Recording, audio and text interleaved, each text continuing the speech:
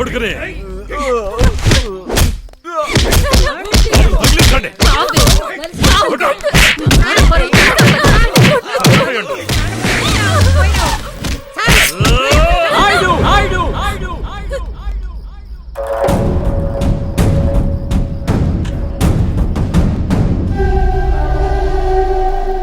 ఏం పాపం చేశారు వీళ్ళు?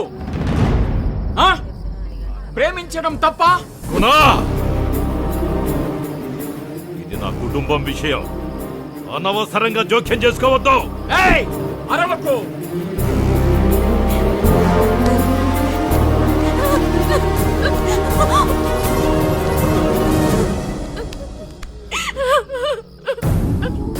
రేపు ఉదయం ఆంకాళమ్మ గుళ్ళో వీళ్ళిద్దరికి పెళ్లి చేయబోతున్నాను. ఏం చేస్తావో చేసుకో.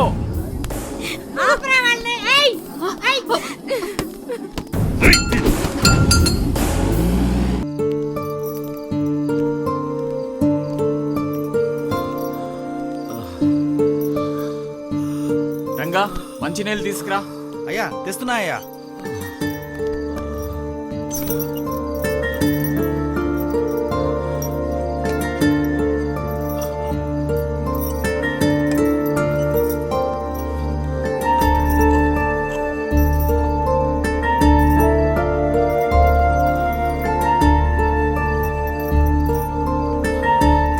నందిని, ఇక్కడికి నువ్వెప్పుడు రాలేదు కదా. ఇది నా గెస్ట్ హౌసే కాదు, ఇల్లు కూడా. నాని, ఆ రోజు నువ్వు కొట్టినప్పటి నుంచి లేదు, నువ్వు కొట్టింది నన్ను కాదు, నాలోని పశువుని. అప్పటి వరకు పశువులా ఉన్న నన్ను మనిషిగా మార్చావు. నన్ను మనిషిని చేశావు. నీలాంటి ప్రేమికుల్ని కలపడానికి నేను చావడానికైనా సిద్ధం. రంగా, అయ్యా ఆ పెళ్లి బట్టలు నగలు తీసుకునిరా. అలాగే అయ్యా.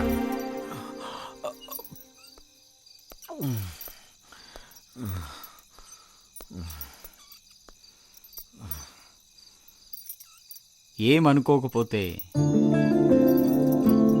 ఒక మాట చెప్తాను.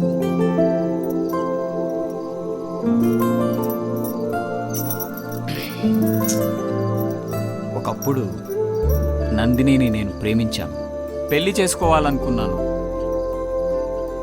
అప్పుడు నగలు బట్టలు అన్నీ కొన్నాను.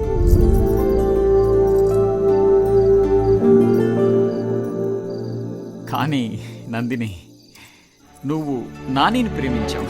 పర్లేదు. ఇప్పుడు ఈ నగలు బట్టలు మీ పెళ్లి కోసం, నేను మీ పెళ్లికిచ్చే బహుమతి.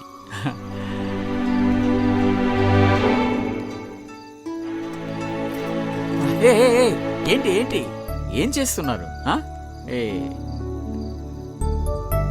రేపు సాయంత్రం 7 మంచి ముహూర్తం ఉంది.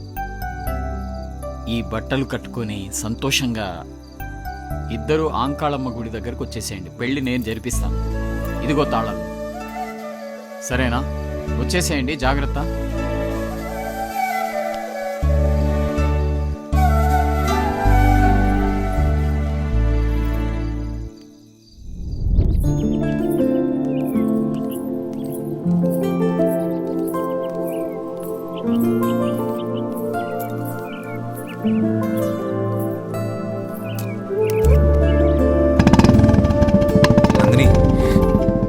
ఏడుస్తున్నావే?